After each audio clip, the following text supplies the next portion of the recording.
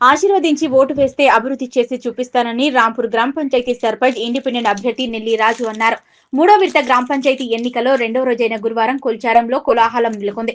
మెదక్ జిల్లా కొల్చారం మండలం రాంపూర్ గ్రామానికి చెందిన నెల్లి రాజు గురువారం పెద్ద ఎత్తున గ్రామస్తులతో కలిసి బాజా భజంత్రీలతో తరలివచ్చారు. ఆకుపచ్చ కండువాలు కప్పుకున్న గ్రామస్తులు నెల్లి రాజు సర్పంచ్ గా గెలిస్తే గ్రామంలో సమస్యలు లేకుండా ఎల్లవేళలా ప్రజలకు అందుబాటులో ఉండి అన్ని సమస్యలు తీరుస్తారన్నారు.